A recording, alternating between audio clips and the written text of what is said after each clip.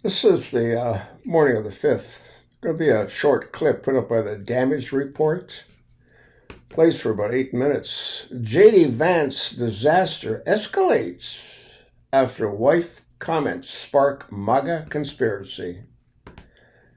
Let's have a listen.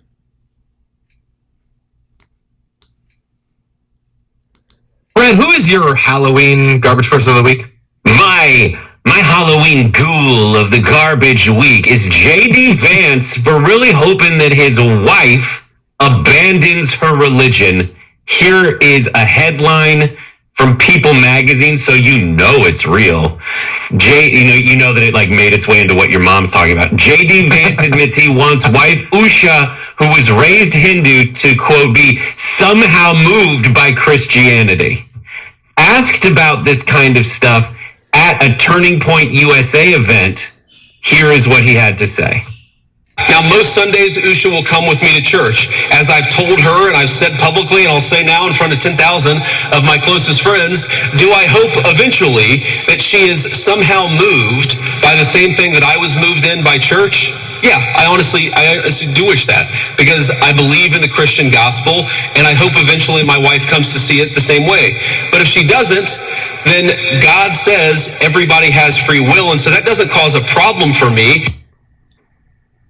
Yeah, it doesn't cause a problem for me. It causes a problem for her because she's going to roast the bowels of hell for all eternity because she's a heathen. And we'll get to how not detached from reality my conclusion about what people in the audience might draw from that is. But he said that. He wants her to be moved by the same stuff he was moved by. My contention is what he was moved by was the possibility of becoming president of the United States. Agreed. The call to that rather than the call to serve Jesus, who is I am the Son of God, whatever. But what's hilarious about this is the next wrinkle. People are already making matchmaker. So hilariously and ironically, the Hindu person isn't good enough for him, but the white Christians are the ones asking for an arranged marriage. Here we go. Here is a tweet from the ever-popular Hustle Bitch. At this same Turning Point USA event, people are pointing this makes a really good couple, and it seems like they might be into it. On the one hand, she is dressed in leather like some of his favorite couches. On the other hand...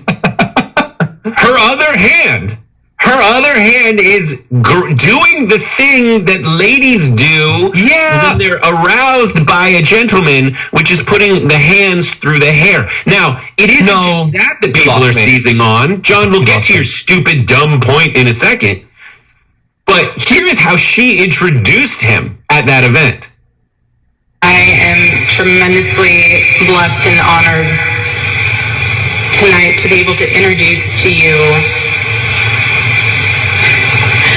a very, very dear friend and his wife. No one will ever replace my husband. No. But I do see some similarities of my husband in JD. Now, these statements haven't been verified by USA Today. I don't know if they're real, but I do know what is real. Is this hand through the hair thing, which John has something to say about. Let's take a look. What do you think?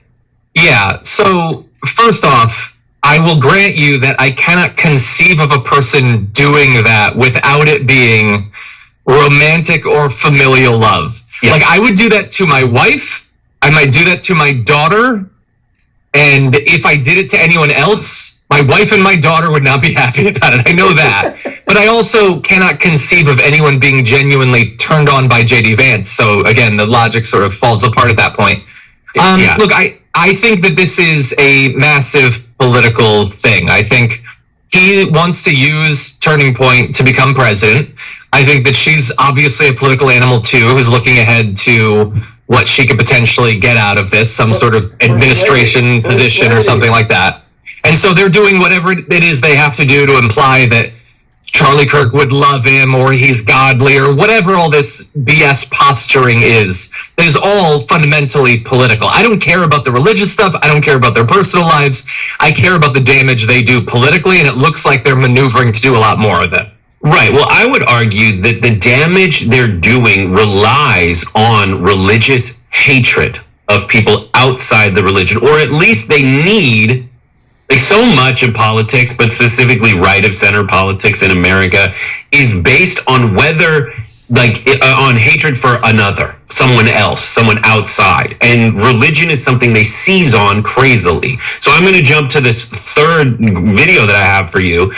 And this is like how people in Turning Point USA have referred to Hindu individuals like Vivek Ramaswamy to his face. Take a look. Jesus Christ is God, and there is no other God. He is part of the Holy Trinity, and any other God is a demon, and it's false. How can you represent the constituents of Ohio who are 64% Christian if you are not a part of that faith? If you are an Indian, a Hindu, coming from a different culture, different religion than those who founded this country, those who grew this country, built this country, made this country the beautiful thing that it is today, what are you conserving? You are bringing change. I'll be 100% honest with you. Christianity is the one truth.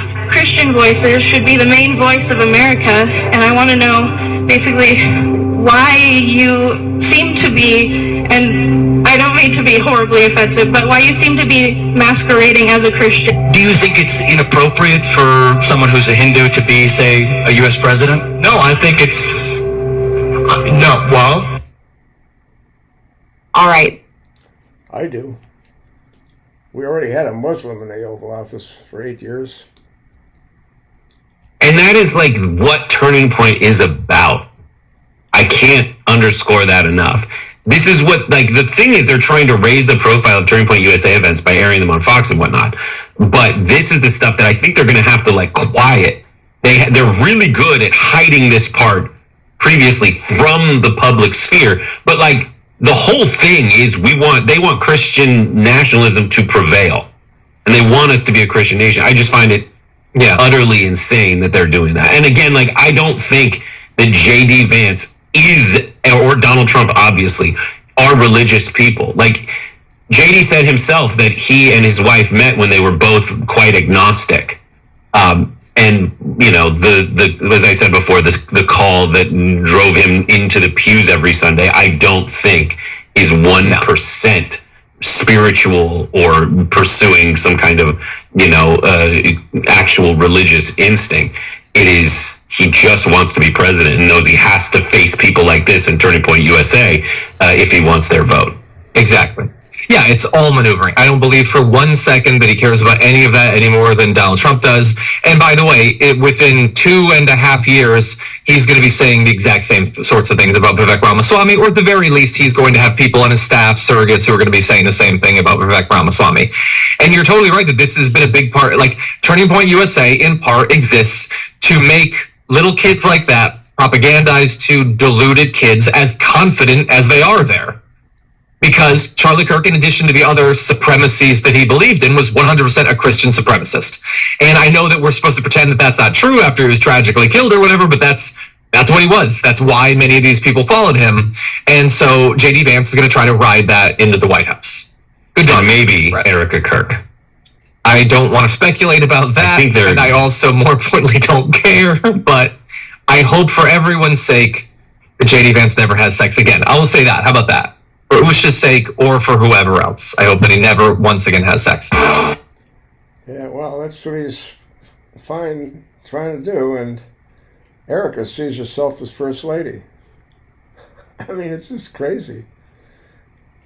You know, he's got to get rid of the baggage. He's got a Hindu wife. That's baggage. I'll attach the link. Pass it along, and thanks for listening.